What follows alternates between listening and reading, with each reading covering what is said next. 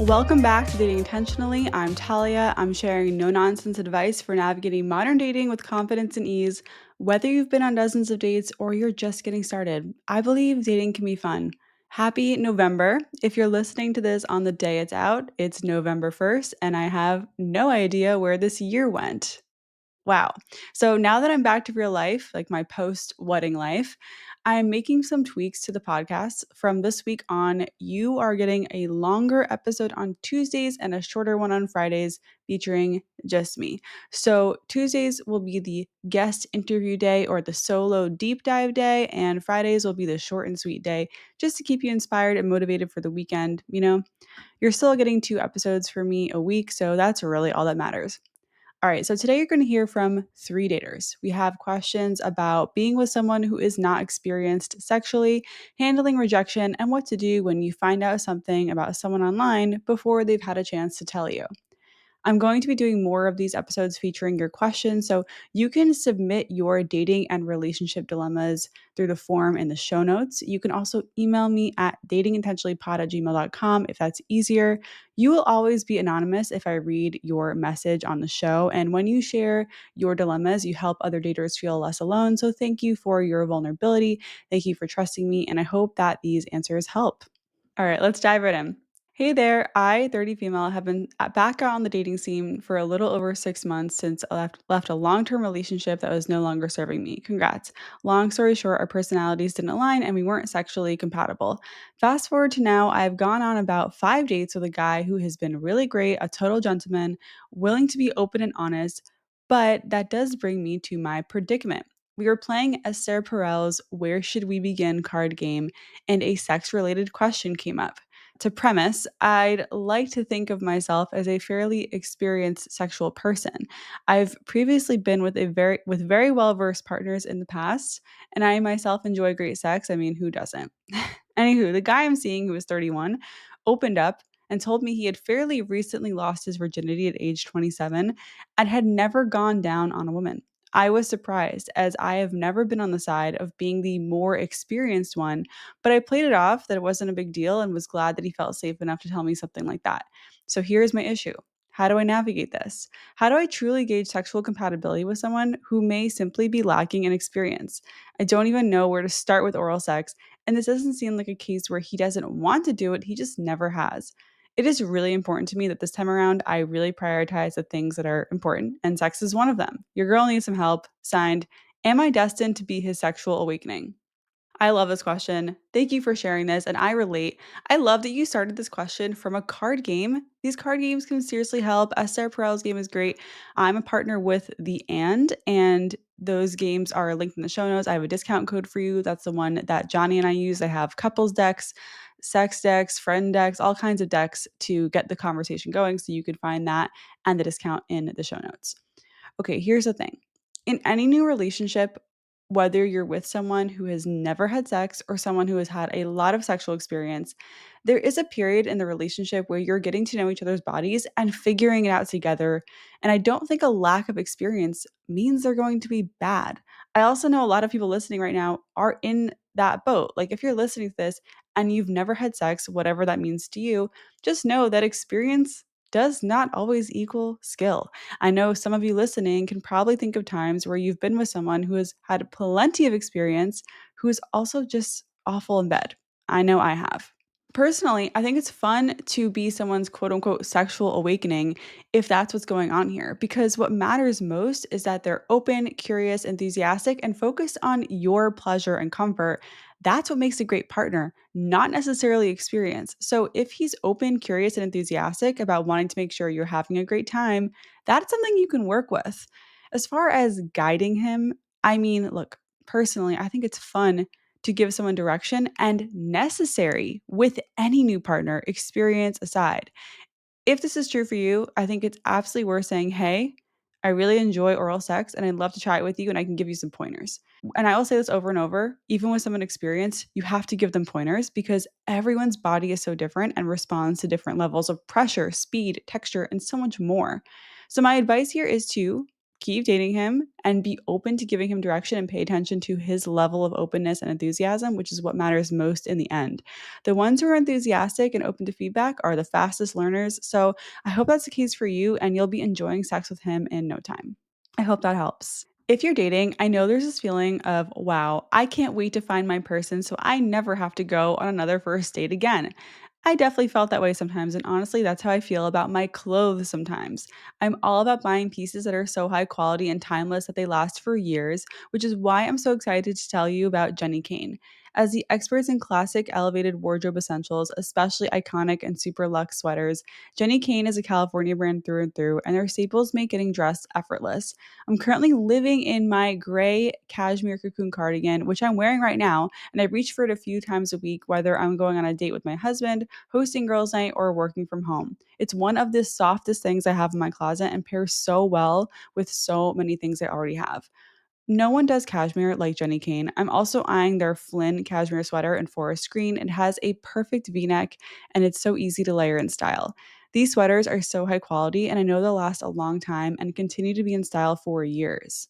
From elevated versions to all your everyday basics to noteworthy accessories and home essentials, Jenny Kane is here to help you live your best season yet. And for a limited time, our listeners get 15% off their first order. So go to jennykane.com and use code DATING15 to get 15% off.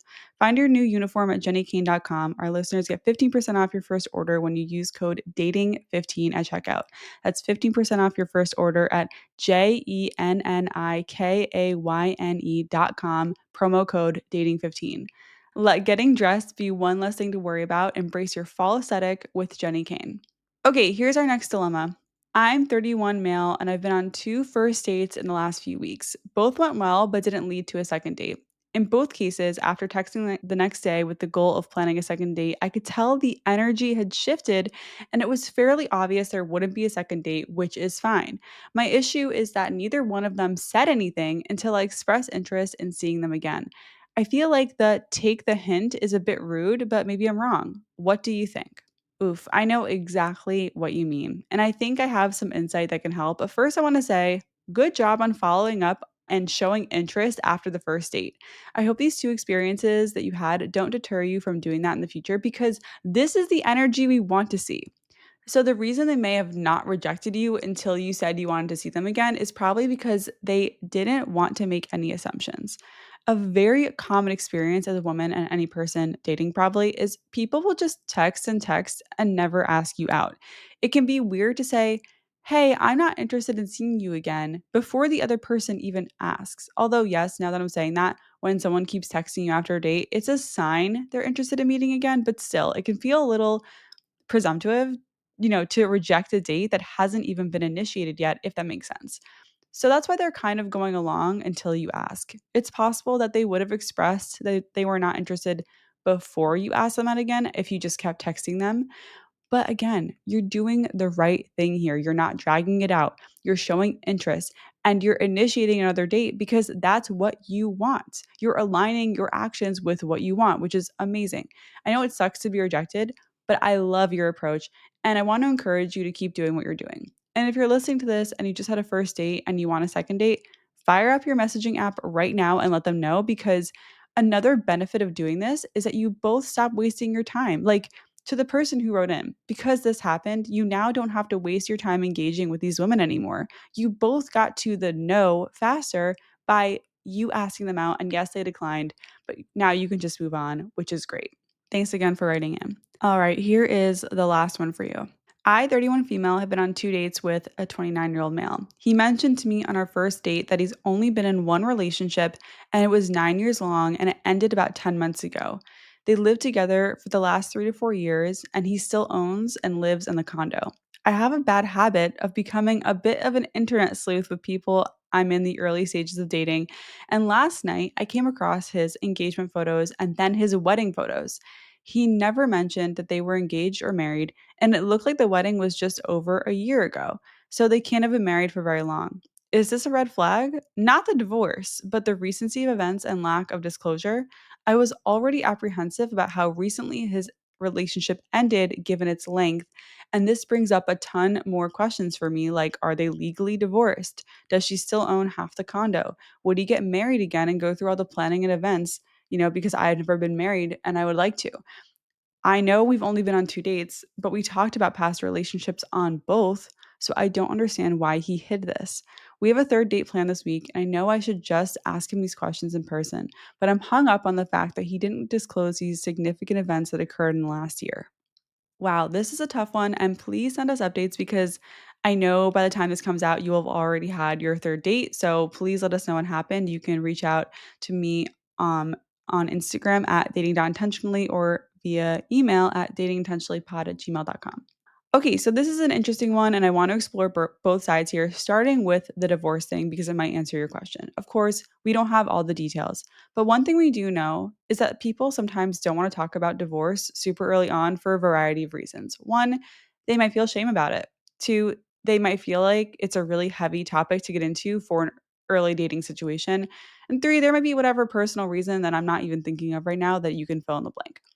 It's true that in early dating, we are not obligated to share everything with the person we're dating and just getting to know. Like, you're not in a relationship with this person yet. You don't have to tell your date everything, especially things that you are ashamed about or feel bad about in your life, which is valid. Like, I'm sure that you could think of something that maybe you would be scared to share on a date for whatever reason. It's up to you when and how you want to share that information. And if you're listening to this and you're dating after divorce, or you're going through divorce, or you're thinking about leaving a marriage, I just want to acknowledge the stigma here and remind you that you are not damaged goods. You're not a failure if you got divorced or if you're separated or had a breakup after a long relationship. You are dateable and it's nothing to be ashamed of. Of course, I know people will still feel that way, but I just want to offer some reassurance here if you're listening and that's where you are in your life right now. My take on this is that, look, it's better to be direct about this stuff, if you have gone through divorce, and here's why. Because you can mention that you got a divorce and say that you'd rather not go in depth about it until you're closer with someone. That is valid. I know there's like this fear of mentioning your breakup or divorce, and then your date might ask you what happened, and then that could be really uncomfortable for you. But you don't have to answer that question if they ask. You don't have to share every detail when you share the broad strokes of your dating life or your history, your life. You don't have to share every single detail. You could be like, this happened, and I don't like to go into it. If we're closer, I'd be happy to share more. But for now, like, let's just leave it at that. Okay, but to answer your question to the person who wrote in, I encourage you to have empathy for this guy. He may not know how to navigate dating post divorce. And like a lot of people, he may be in his head about when and how to share that information, especially if he feels shame about it or if it was really hard. If I were in your shoes, I would say this on date three.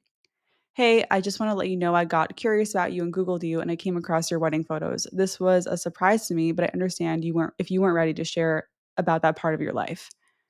Saying this kind of lets him off the hook and takes the pressure off of him and also allows him to talk about why they didn't want to share. And then you don't have to sit through the date and pretend like you don't know. That's the worst, honestly. Like sitting through a date, you're kind of distracted. You're not in the moment because you know something about them that they don't know that you know. And you're just sitting there thinking, why is he hiding this? Like, or how do I get him to tell me?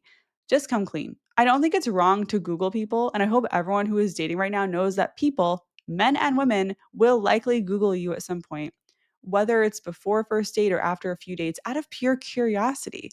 So if you have stuff online that maybe you'd want to share with someone before they discover it on their own, keep that in mind because it's pretty easy to find all kinds of stuff about people online. And for men specifically, if you're dating women, a lot of women look up the men they're talking to before a meeting for safety reasons. And that is just the world we live in, unfortunately. When I posted about this story online, I got a lot of messages from folks that a divorce is no different than a breakup, that some folks are in relationships longer than some marriages without ever getting married. You can have kids and a house and never be married and all that stuff. And I don't disagree. But I don't think a divorce and a breakup without ever being married are exactly one to one. I get why someone would call it a breakup on date one and then reveal it was a divorce later. But just know that if you're doing that on dates, your date might feel a little blindsided or need a moment to get used to this new information, right? Is calling it a breakup at first and then saying actually it was a divorce, even though it's is kind of the same thing, it's not that big of a deal. It's just the fact of like this updated information. It's like, well, I told you this, but actually it's this. Like it's that kind of dynamic that will throw people off a little bit. To the person who wrote in, I understand your concern. It's not the divorce that matters. It's the withholding of information that makes you trust that person slightly less. And I guess my advice is this in the end. If you Google someone and you find out something about them they haven't told you, you can bring it up directly while letting them off the hook of explaining it, or you can just wait until they tell you on their own time. I hope this helps, and please let us know what happened. All right, that's it for the show today. I want to thank you for listening. Thank you for trusting me. I hope you enjoyed this short and sweet episode. Don't forget you're doing great. And I'd love it if you shared this with someone who is navigating dating and might need a little confidence boost or some tough love. If any of these episodes have helped you in your journey, you can help me by leaving a stunning review on Apple or giving Dating Intentionally 5 stars on Spotify. I'd really appreciate it. Once again, I'm Talia. This has been Dating Intentionally, and I'll see you on Tuesday.